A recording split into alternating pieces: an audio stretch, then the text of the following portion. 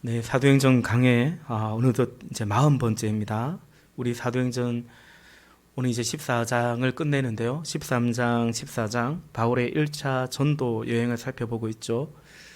오늘 또 여러 지명들이 나오는데 사실은 이미 오늘은 여행을 한 곳에서 다시 역순으로 돌아가는 그런 어떤 지명 일정들이 요정들이 나옵니다. 한번 지도를 한번 볼까요?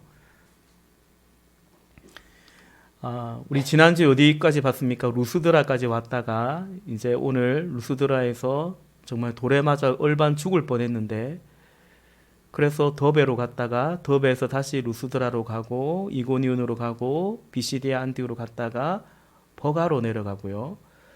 그리고 이제 이탈리아로 갔다가 여기서 올 때는 구부로 섬을 거쳤지만 거치지 않고 바로 이렇게 안디옥으로 돌아가는 이제 그 여정을 오늘 본문에서 보게 됩니다. 그래서 출발했던 그 수리아의 안디옥으로 다시 이제 파송 교회와도 갔죠. 그곳으로 이제 돌아가는 여정. 루스드라에서 더베로, 더베에서 다시 루스드라로, 다시 이고니온으로, 다시 비시디아 안디옥으로, 다시 버가로, 이제 이탈리아로, 그리고 안디옥으로 이렇게 돌아갑니다. 그러므로 그렇게 하여 우리가 1차 전도 여행이라고 말하는 그 여행이 이제 마무리 됨을 보게 되죠. 네, 지도 감사합니다. 우리가 지난주에 루스드라라는 지역의 에서의 사역을 보았습니다. 요약하면 이제 날 때부터 한 번도 걸어본 적이 없는 사람이 있는데 그가 이제 바울이 전한 말씀을 들을 때 하나님이 믿음은 들음에서 나고 들음은 그리스도의 말씀으로 말미암느니라 말씀처럼 그의 심령에 믿음이 생겼어요. 사도 바울이 볼 때 이 사람 안에 일어날 만한 병고침을 받을 만한 믿음이 있는 줄 알고 바울이 그를 향해서 소리를 외칩니다. 일어나 걸으라는 것입니다. 그랬더니 그가 일어나 걷습니다. 하나님이 고쳐주신 것입니다. 그러나 그냥 보기에는 마치 바울이 고친 것처럼 보이기도 했습니다. 아니나 다를까 사람들이 이 바울이 바나바가 고쳤다라고 그렇게 이제 판단을 하고 그래서 이 두 사도를 가리켜서 이건 사람이 아니다. 신이다, 신. 우리 지난주 14장 앞서 본문 14장 11절에 보면 무리들이 루가오니아 방언으로 외치죠. 신들이 사람의 형상으로 우리 가운데 나타났다. 사실은 신인데 그런데 이 바울, 바나바 이 사람의 형상을 띠고 우리 가운데 내려왔다라는 것입니다. 그러니까 신이니까 어떻게 해야 되겠습니까? 숭배하는 거죠. 곧바로 이제 제사장을 앞세워 가지고 이 두 사람에게 예배하려고 했습니다. 막 꽃다발 갖다 바치고 소 잡아 바치고 이렇게 제사를 지내려고 했습니다. 그때 이제 이 바울과 바나바가 알아차렸습니다. 이 사람들이 뭐라 하노? 이래 있다가 방언으로 말하니까 자기들에게 제사를 하려고 하는 거죠. 그래서 사도 바울이 우리 지난주에 함께 이 시간에 보았던 것처럼 두 사도가 뛰쳐 들어가서 옷을 찢으면서 이 사람들아 왜 이러냐? 우리도 당신과 똑같은 사람이다. 우리도 당신들과 같은 성정을 가진 사람이다. 그리고 우리가 지금 여기 왜 왔느냐? 우리가 지금 당신들에게 무슨 말을 지금 전하고 있느냐? 이런 짓 하지 말라는 거 아니냐? 이런 헛된 일을 버리고 창조주 하나님께로 살아계신 하나님께로 돌아오라고 하는 것인데 그 메시지를 전하러 지금 와 있는데 오히려 우리에게 제사를 한다니 그게 말이나 되냐라고 해서 그들을 겨우겨우 말려가지고 만류시켜서 이제 그들이 이 두 사도에게 제사하지 못하도록 숭배하지 못하도록 했던 것입니다. 물론 이제 거기서 끝이 아니겠죠. 결국 그들을 말씀으로 설득해서 하나님을 알도록 그리스도를 믿도록 그렇게 인도했을 것입니다. 이것이 바로 앞선 루스드라 지역에서의 그 사건이었습니다. 그런데 오늘 본문 사도행전 14장 19절부터 보면 오늘 본문에 보면 두 사도가 앞서 거쳐왔던 도시들이 있죠. 그게 이제 안디옥, 비시디아 안디옥과 그리고 이고니온이라는 곳입니다. 그곳에서 복음을 전했습니다. 특별히 해당에서 복음을 전했는데 많은 사람들이 믿고 주교로 돌아왔습니다. 그런데 그것이 이제 싫었던, 그것이 꼴보기 싫었던, 그래서 시기했던 그 유대인들이 있었죠. 그들이 비시디아 안독에서도 그리고 이고니온에서도 이 두 사도를 박해해서 그들이 이제 사실은 그곳을 떠나고 안디옥을 떠나서 이고니온으로, 또 이고니온을 떠나서 여기 루스드라까지 와 있는데, 그 비시디아 안디옥과 이고니온에서 이 두 사도를 박해했던 그 사람들이 여기 루스드라까지 이렇게 쫓아왔던 것입니다. 그리고 그 안디옥과 이고니온에서 사도를 박해했던 그 방법 그대로 여기까지 와서 또 사람들을 충동질해서 선동해서 바울을 박해하는데, 이번에는 그전에는 바울을 위협하는 정도였다면 진짜 이제 돌로 내려친 것입니다. 그게 어느 정도였는가 하면 바울이 죽은 줄 알고 성 밖으로 내던져버린 것입니다.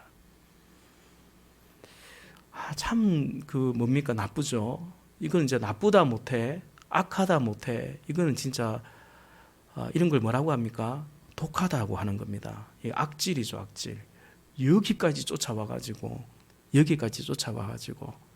아마 바울은 지난날 딱 필림이 돌아갔을 것입니다. 내가 옛날에 그랬는데, 내가 다메섹까지 쫓아가가지고 예수 믿는 사람 잡아올라 그랬는데, 야, 이거 내까네, 내까. 이런 인간들이 또 있네. 하여튼 바울이 그렇게 복음을 전하다가 큰 고초를 겪습니다. 사실 이제 그 사도행전 9장에서 하나님께서 누구죠? 그 바울의 눈을 뜨게 해준 그 제자 아나니아에게 했던 그 말씀 그대로 지금 사실 성취되고 있는 것입니다. 바울이 그 정도로 맞았습니다. 죽은 줄 알고 밖에 내칠 정도로 맞았습니다. 19절, 20절 제가 다시 한번 읽어보겠습니다. 사도행전 14장 19절입니다. 유대인들이 안디옥과 이고니온에서 와서 무리를 충동하니 그들이 돌로 바울을 쳐서 죽은 줄로 알고 시외로 끌어내치니라. 성 밖으로 내쳤다라는 것입니다. 20절, 제자들이 둘러섰을 때에 바울이 일어나 그 성에 들어갔다가 이튿날 바나바와 함께 더베로 가서. 아멘. 제자들이 이 쓰러진 바울에게 둘러섭니다. 근데 바울이 깬 거예요. 죽지 않았던 거죠. 그는 제자들과 함께 다시 그 루스드라 성으로 들어갑니다. 그리고 다음날 바나바와 함께 그 루스드라 바로 아래에 있는 더베라는 곳으로 갑니다. 21절에 보면 바울은 거기 더베에서도 복음을 전하여 또 많은 사람을 제자로 삼습니다.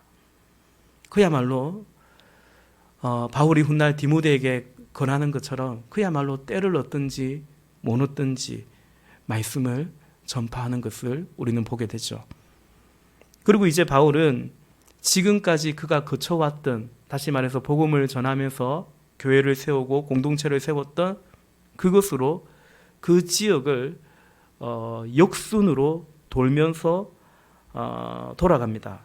그리고 본문 26절에 보면 원래 출발했던 파송교회라고 할 수 있는 안디옥으로 다시 돌아오고요.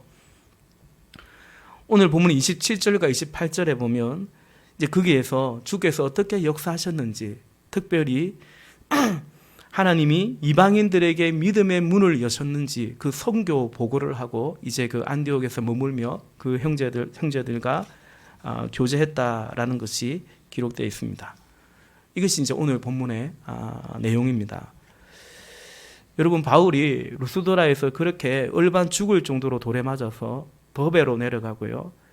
더베에서 다시 어디로 가냐면 놀랍게도 루스드라로 갑니다.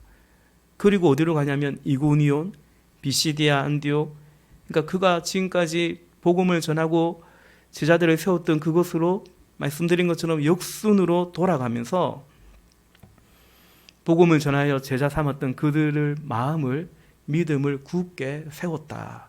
오늘 본문에 기록하고 있죠. 그리고 더 나아가 그 교회의 장로들을 택하여서 쉽게 말하면 그 교회의 지도자들을 세웠다라는 것을 보게 됩니다. 여러분, 사실은 여전히 사도 바울을 죽이고자 했던, 진짜 죽이려고 했지 않습니까? 그 위협이 가득한 그곳으로 돌아가서, 그러니까 자신의 안위가 아니라 제자들이 걱정이 됐던 거죠. 그 제자들에게 돌아가서 그들의 마음을 굳게 세우고, 또 이제 자기는 떠나와야 되기 때문에 그 교회의 지도자들을 그렇게 세웠던 것이죠. 우리 본문 22절과 23절인데요. 오늘 본문 전체 가운데서도 여기 22절과 23절을 좀 중심으로 보기로 원하는데, 우리 세 번역으로 한번 볼까요? 본문 22절 23절입니다. 같이 읽겠습니다. 시작. 그들은 제자들의 마음을 굳세게 해주고 믿음을 지키라고 권하였다. 그리고 또 이렇게 말하였다. 우리가 하나님 나라에 들어가려면 반드시 많은 환난을 겪어야 합니다. 23절. 그리고 그들을 위해서 각 교회에서 장로들을 임명한 뒤에 금식을 하면서 기도하고 그들이 믿게 된 주님께 그들을 맡겼다. 아멘. 아멘. 22절에 보면 우리가 하나님 나라에 들어가려면 반드시 많은 환난을 겪어야 합니다. 이렇게 제자들에게 권면합니다. 여러분, 이 말씀을 어떻게 이해해야 되겠습니까? 하나님 나라에 들어가려면 반드시 많은 환난을 겪어야 합니다. 그렇나요? 맞나요? 그렇죠. 성경이 말했으니까 맞죠. 그 하나님 나라 들어가려면 예수님 믿어야 되는 거죠. 하나님 나라에 들어가려면 물과 성령으로 거듭나야 되는 거죠. 하나님 나라에 들어가는 것은 우리가 환난을 겪어서 하나님 나라에 들어가는 것이 아니고, 예수님을 믿고 예수 공로 의지해서 그 이름을 힘입어서 하나님 나라에 들어가는 거 아닙니까? 그 천국은, 하나님 나라는 우리 하나님 아버지 집이기 때문에 그 나라에 누가 들어가냐면 아들이 들어가는 거죠. 예수님을 통해서 우리가 하나님의 아들이기 때문에, 자녀이기 때문에, 자녀이면 곧 상속자라서 아버지의 집에 들어가는 거죠. 그렇지 않습니까? 그죠? 맞습니다. 그런데 오늘 바울은 22절에 보면 우리가 하나님 나라에 들어가려면 환난을 겪을 수도 있다, 그렇게 말하지 않습니다. 우리가 하나님 나라에 들어가려면 반드시, 세 번역으로 보면 더 정확하게 반드시 많은 환난을 겪어야 합니다 라고 말합니다.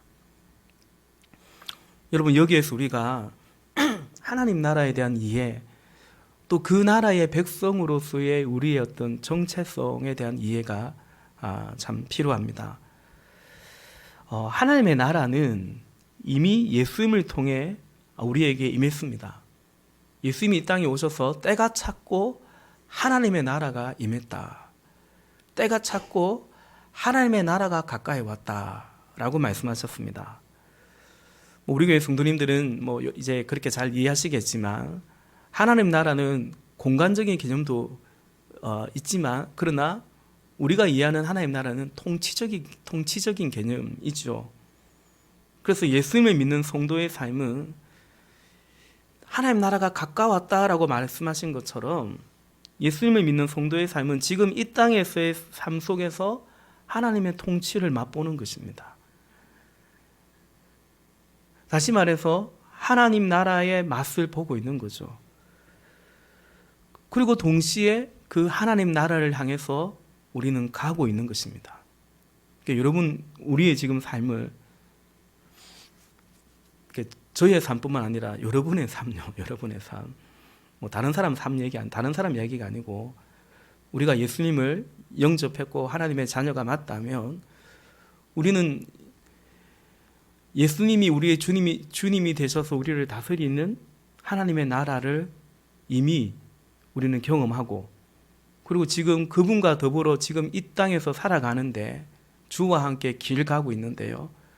우리가 이 땅에 살아가는 길은 무슨 길이냐? 이 땅에서 살아가는 이 삶은 어떤 거냐? 하나님 나라에 들어가고 있는 것입니다. 이미와 아직이라는 아주 중요한 개념을 우리가 잘 이해해야 됩니다. 이미 임한 하나님 나라, 아직 완성되지 않은, 아직 우리가 계속해서 그 여정을 걸어가야 되는 하나님 나라인 것이죠.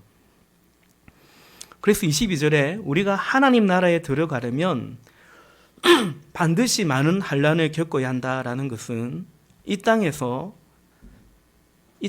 주님과 함께 주의 길을 간다면 그 길은 어떤 길이라는 것인가요? 환난이 있는 길이라는 것이다 라는 것입니다. 그러니까 여러분, 하나님 나라에 들어가려면 반드시 환난을 겪어야 된다.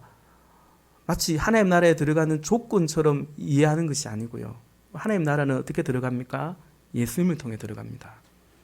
그러나 그 예수님을 믿으면서 이 땅에서 살아가는 것은 어떤 삶이냐면 환난이 있습니다. 근데 이 땅에서의 삶은 그냥 다만 이 땅에서의 삶이 아니고요. 곧 하나님 나라에 들어가고 있는 길이라는 거죠. 요한복음 16장 33절에 보면 이것을 너희에게 이르는 것은 너희로 내 안에서 평안을 누리게 하려 함이라. 세상에서는 너희가 환난을 당하나 담대하라. 내가 세상을 이기었노라. 아멘. 말씀하십니다. 제자들에게 예수님이 하신 말씀이죠. 너희에게 이른다. 제자들에게 하신 말씀입니다. 세상에서는 너희가 환난을 당한다라는 것입니다. 이유가 뭡니까? 너네들이 그런 식으로 살면 세상에서는 환난을 당한다. 지금 그 말이 아닙니다. 왜 너희가 세상에서 환난을 당하냐면 너희가 나의 제자이기 때문에 그렇다는 거죠. 예수님의 제자들이 세상에서 환난을 당하는 이유는 예수님이 세상에서 환난을 당하셨던 그 이유와 같습니다. 예수님이 이 땅에 오신 것은 빛이 오신 겁니다. 빛. 요한복음 1장에 빛이 왔다라는 것입니다. 근데 어둠이 빛을 대적하고 그리고 배척했죠. 이제 근데 예수님의 제자들은 뭐냐면 예수님의 제자들은 이제 그 예수의 빛인 것입니다. 제자가 맞다면, 예수의 제자로 살아간다면 그 예수, 빛으로 오신 예수님처럼 그들도 예수의 빛인 것입니다. 그러면요, 어둠이 좋아할까요? 좋아하지 않습니다. 예수를 삼키려고 했던 그 어둠이 이제 예수의 빛인 그 제자들, 우리가 예수님의 제자라면 우리 또한 삼키려고 할 것입니다. 그 환난이죠. 그러니까 환난을 겪지 않으려면 어떻게 해야 될까요? 어둠과 타협하면 되는 거죠. 그러나 예수님 그러지 않으셔서 환난을 겪으셨다면 예수의 제자인 너희들도 환난을 겪을 것이다. 주님 말씀하십니다. 근데 그게 결론은 아닙니다. 담대하라. 내가 세상을 이기었노라 말씀하고 있는 것입니다. 그러므로 첫째 이 사실을 이해해야 되겠습니다. 성도의 제자의 삶은 지금 이 땅의 삶은 하나님 나라에 들어가는 나날들입니다. 그렇죠? 그렇죠? 네. 그렇죠. 그 성도의 삶은 반드시 환난이 있다라는 것입니다. 환난이 있습니다. 요한계시록에도 사실은 또 약속하고 있습니다. 둘째, 그럼에도 이 길은 그냥 어두운 길이 아니고 밝은 길입니다. 밝은 길입니다. 하늘 가는 밝은 길입니다. 하나님 나라에 들어가는 길, 너희가 하나님 나라에 들어가려면 반드시 환난을 겪어야 된다. 하나님 나라에 들어가는 길, 다시 말해서 반드시 환난을 겪는 이 길은 그런데 하늘 가는 밝은 길이다라는 것입니다. 역설이죠. 그러나 진리입니다. 로마서 5장 3절과 4절 말씀에 보면 다만 이뿐 아니라 우리가 환난 중에도 즐거워하나니 이는 환난은 인내를, 인내는 연단을, 연단은 소망을 이루는 줄 알미로다 말씀합니다. 환난 중에도 즐거워한대요. 왜요?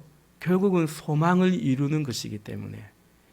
이 환난은 소망을 이루는 과정이기 때문에 그 뜻입니다. 소망이 뭡니까? 하나님의 나라죠. 하나님의 나라. 하늘 가는 길에 비록 환난이 있지만 결국 하나님 나라에 이르도록 하는 그 길이라는 사실을 알기 때문에 환난 중에도 즐거워한다. 우리 찬송가 노래처럼 주와 함께 길 가는 것 즐거운 일이 아닌가. 우리 함께 우리 간사님 인도하에 우리 같이 예배하고 찬양했던 것처럼 내가 매일 기쁘게 순례의 길 행함은, 그죠? 우리가 살아가는 길을 순례의 길, 나그네와 행인 같다. 신약 성경은 끊임없이 이 땅에서의 삶을 너희가 뭐냐? 야고보 선생은, 야고보 장로님은 너가 뭐냐? 우리 인생이 뭐냐? 아침에 있다가 없어지는 안개와 같다라고 말씀하죠. 히브리서 기자는 잠시 잠깐 후면 오실 이가 오실 것이라 라고 말합니다. 인생이 참 긴데 그죠? 도대체 잠시 잠깐은 대간절 언제를 말하는 건지, 그죠? 영혼의 관점으로 보면 그렇다라고 말씀하는 거죠. 이것이 우리가 이해해야 하는 하나님 나라 백성의 삶입니다. 근데 이것에 대한 이해가 조금 다소 부족함이 있지 않나. 제가 볼 때는 주로 이렇게들 많이 생각을 하시는 것 같습니다. 첫째는 천국은, 하나님 나라는 은혜로, 믿음으로, 그죠? 가는 겁니다. 나는 천국은, 하나님 나라는 내가 이제 예수 믿어서 은혜로, 예수 공로로, 믿음으로 가는 줄로 믿는 거죠. 믿습니다. 그런데 지금 이 땅에서 우리가 살아가는 이 삶은 그 천국 가는 길이라는 사실을 잊어버리는 거죠. 그러니까 이 땅에서는 살고 죽으면 천국은 가는 거죠. 예수 믿었으니까. 근데 이 땅에서의 삶이, 오늘 하루하루의 이 삶이 하나님 나라에 들어가고 있는 하루라는 사실을, 오늘 우리 하루 더 살았다면 우리는 하나님 나라와 더 가까워진 겁니다. 아멘이십니까? 아멘 아니십니까? 그러니까 천국을 믿는데 지금 내 삶은 땅의 삶처럼 살아가는 거죠. 그게 이제 오해입니다. 여기서 우리가 조금 생각을 바꿔야 됩니다. 비록 땅을 딛고 살아가지만 우리는 그저 하늘에 속한 사람, 하늘 가는 그 순례의 길을 걸어가고 있는 거죠. 사도 바울이 빌립보서 3장에서 땅의 일을 생각하는 자를 뭐라고 말하냐면 십자가의 원수라고 말합니다. 불신자가 아닙니다. 성도라고 하는 사람들인데 땅의 일을 생각해요. 그래서 그들의 신은 배라고 나옵니다. 맞습니다, 여러분. 땅에 있는 사람들은 뭐가 신이냐면 배입니다. 이 배 말합니다. 이 배. 그 나오면 안 되는데 좀 나와 있는 배 있죠, 이 배. 왜 자꾸 나오지? 나오지 마. 이 배. 그들의 신은 배라는 겁니다. 먹는 거, 탐심, 재물, 돈. 여러분, 땅에 있는 사람들은 복잡하지 않습니다. 뭐가 우상이냐면 물질이 우상입니다. 왜냐하면 하나님 같잖아요. 하나님 같지 않습니까? 여러분, 예수 믿어서 거듭납니까? 돈이 많으면 거듭납니까? 뭐가 우리를 실제적으로 이 땅에서 거듭나게 합니까? 그죠? 예. 예수님이죠. 돈이라고 동의를 하려고 하십니까? 왜? 예수님이죠. 땅의 일을 생각하면 그들의 신은 배입니다. 그리고 그들의 영광은 부끄러움에 있다고 말하죠. 그러니까 부끄러워해야 될 것을 영광으로, 자랑이라고 생각하는 겁니다. 사도 바울은 눈물을 흘리며 말합니다. 그들을 향해서. 왜냐하면 그들의 마침이 멸망이기 때문에.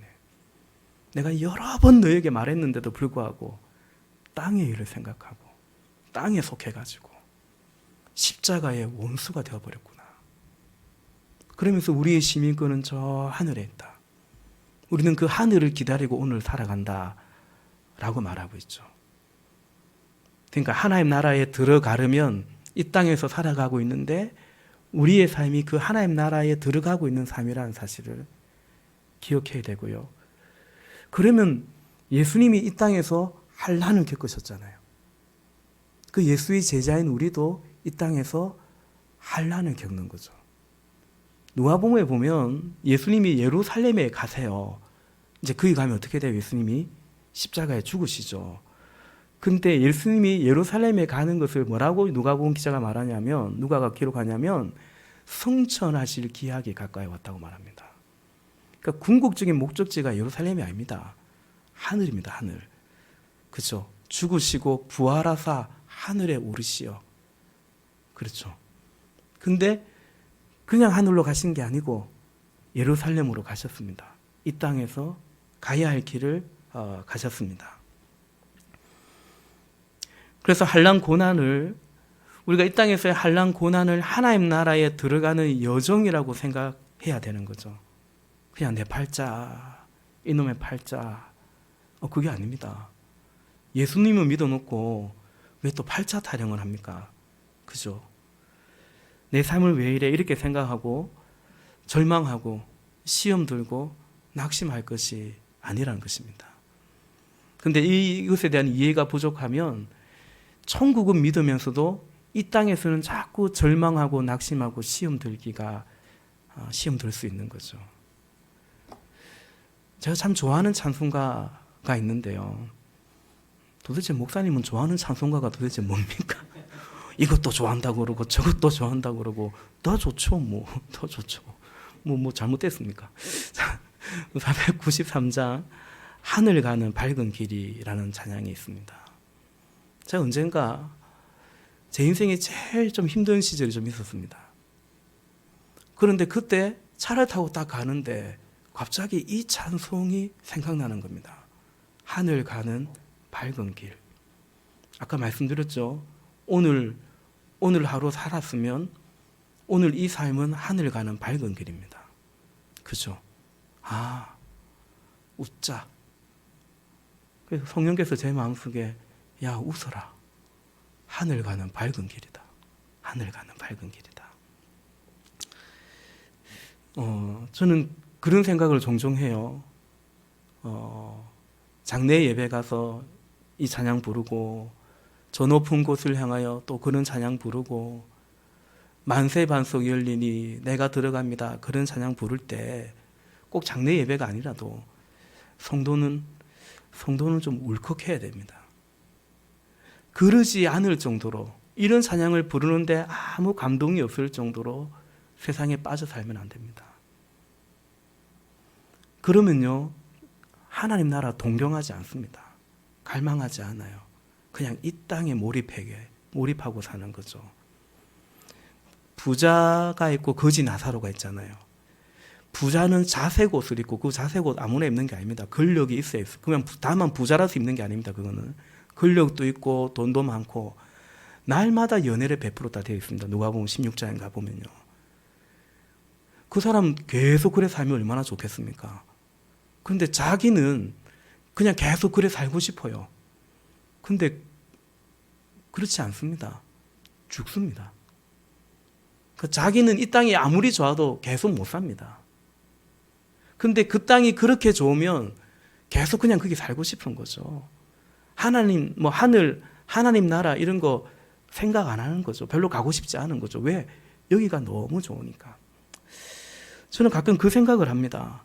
하나님이 환난을 주시는 이유 중에 하나가 아닐까. 여기 너무 빠져 살지 말라고. 여기 너무 흠뻑 이렇게 빠져 살지 말고 진짜 동경할 것을, 소망 아닌 것을 소망하지 말고 진짜 소망을 붙들라고. 그래서 때로 하나님이 우리에게 환난을 주시기도 합니다. 그런 것 같습니다. 용기를 내어서 찬양을 한 장 하겠습니다. 설교 중이지만 하늘 가는 밝은 길이 한번 찬양하십시다.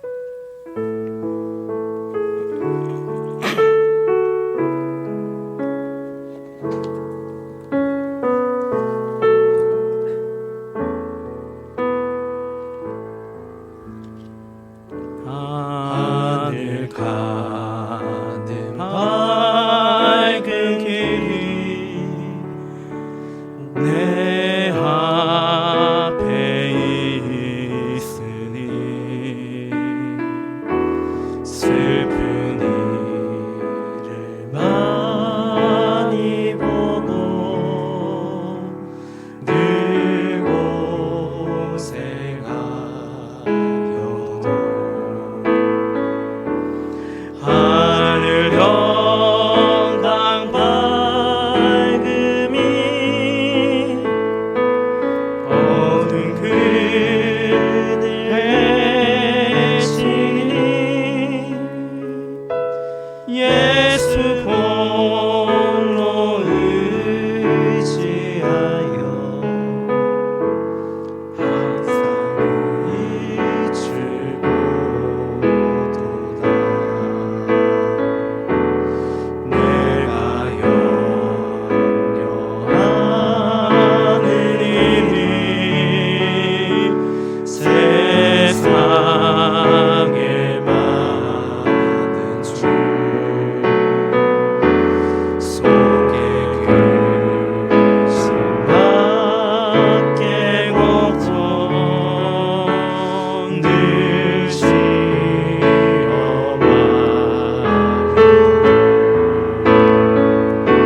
예수 몸에 오기 모든 것을 이기니 예수 공로 의지하여 항상 이기리로다. 여러분 3절을 찬양하실 때는 이 돌에 맞아 죽은 줄 알고 성 밖으로 내친 바울, 우리는 그런 경험이 없지만 바울이 이 찬양을 부른다라는 마음으로 한번 이 찬양 불러봤으면 좋겠다라는 생각이 듭니다. 우리 3절 찬양하십시다. 내가 천성 바라보고 가까이 왔으니 아버지의 영광 집에 나 쉬고 싶도다.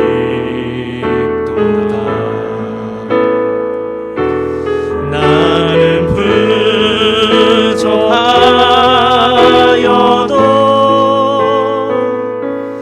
영접하실 터이니 영광 나라 계시는 그 우리 구주 예수라. 아멘. 제가 생명의 삶 오전반에 한번 그런 말씀 드린 것 같은데요. 월요일날 오랜만에 입간 예배 갔는데 고인의 그 마지막 입간 전의 모습을 보았더랬습니다. 우리 가까이 영천에 우리 지방의 목사님이 그 심근경색으로 갑자기 이제 돌연사 하셨습니다. 이제 마지막 이제 얼굴을 보는데 그 아이가 자녀가 4명이더라고요. 55세 정도 되시는데 사모님이 이제 총원 가서 안식하라고, 수고했다고 쉬라고 그렇게 위로하고, 또 이제 그러고 물론 울죠.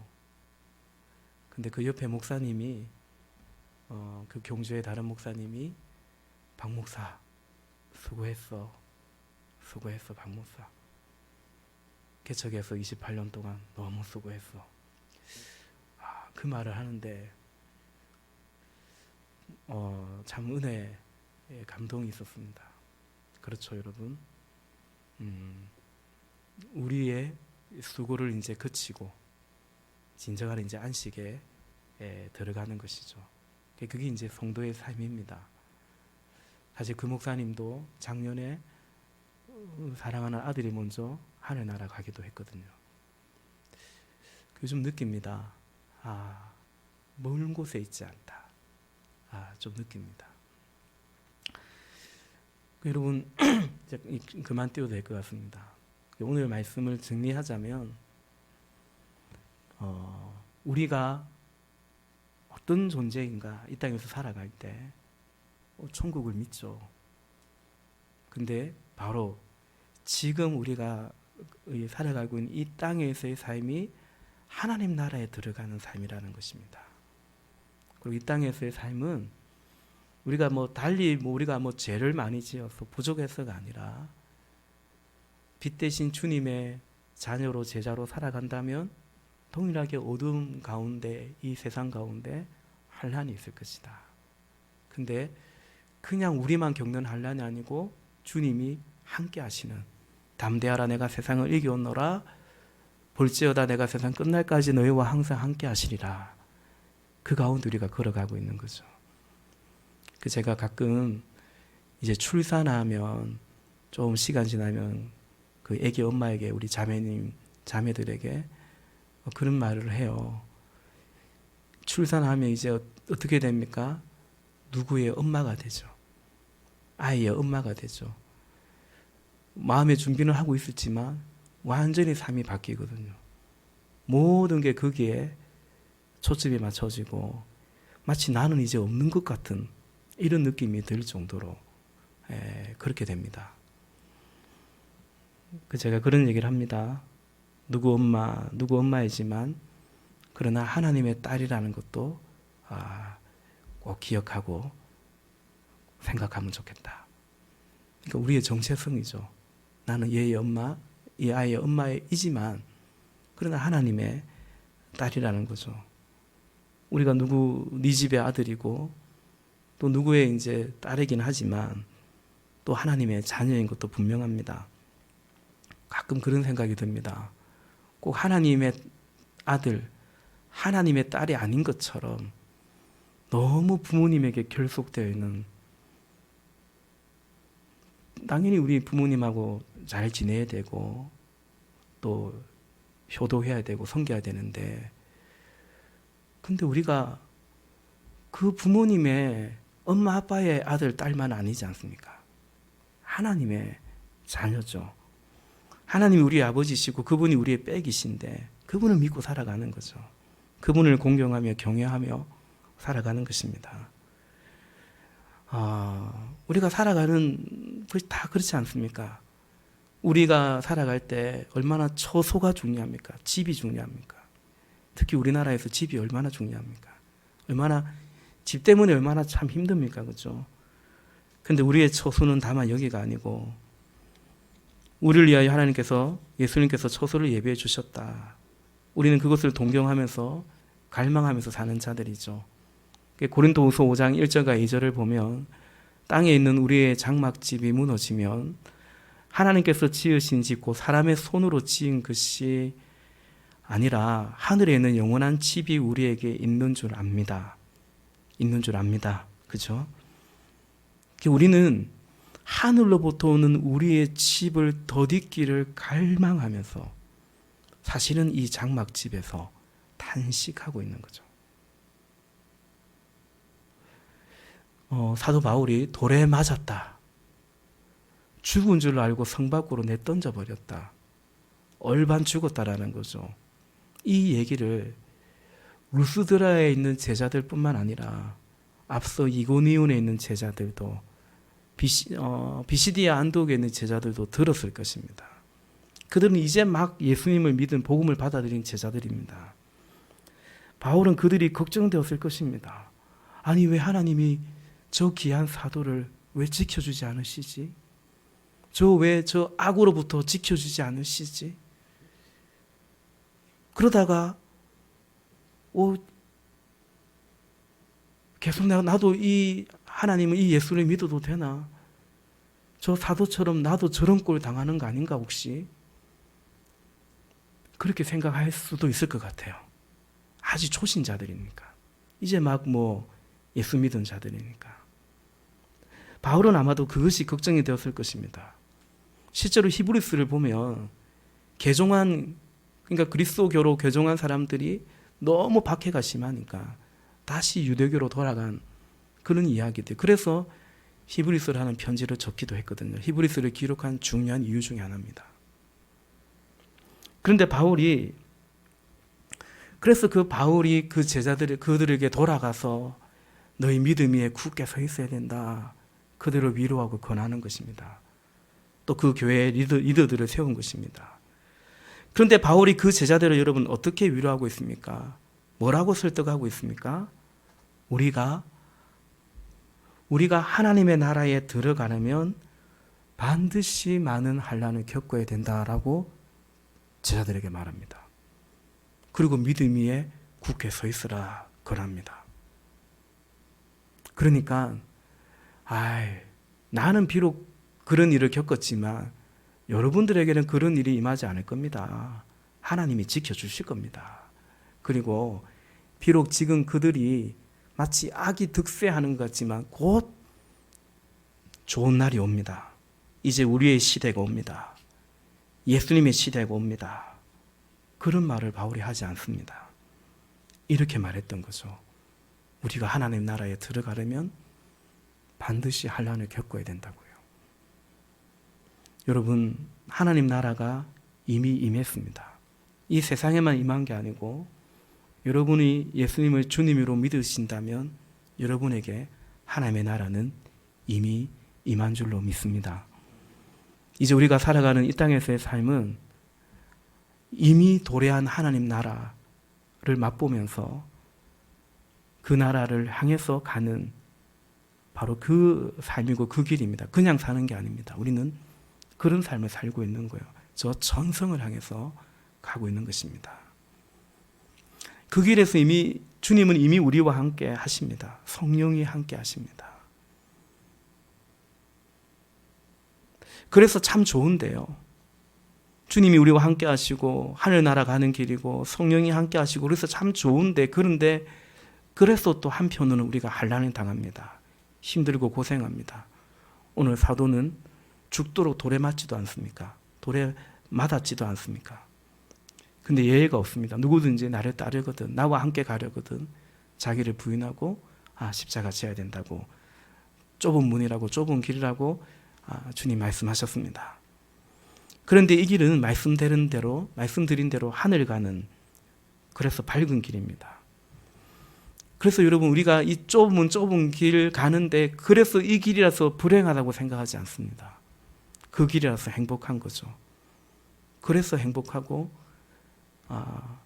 내가 매일 기쁘게 순례의 길 행하는 좁은 길을 걸으며 밤낮 기뻐하는 것 주의 영이 함께합니다.